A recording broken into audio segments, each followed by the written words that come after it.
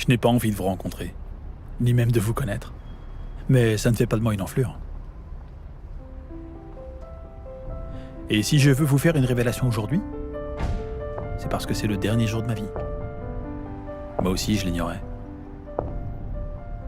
J'aimerais faire en sorte que vous gardiez une bonne image de moi. Même si je suis le propriétaire d'une des plus grosses banques au monde et que j'imagine sans cesse un chiffre au-dessus de votre tête.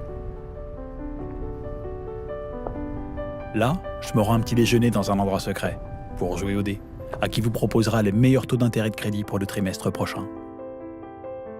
Ouais, c'est comme ça que ça se passe. Dès l'enfance, j'ai été prisonnier de mon éducation. Modelé pour devenir bon dans ce que je fais.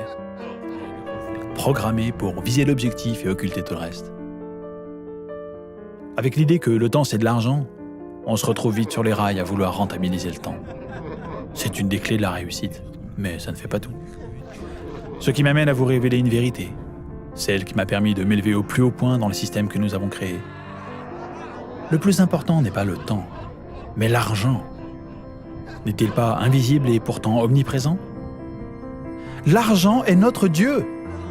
Respectez-le et il vous le rendra. Adorez-le, il vous le rendra. Méprisez-le, il vous le rendra. Haïssez-le.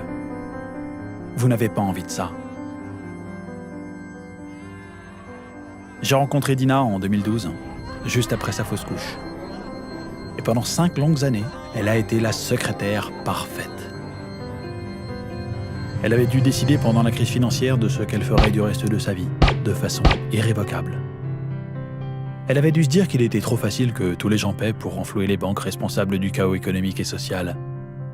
Elle avait dû se dire que ce ne serait certainement pas la dernière fois.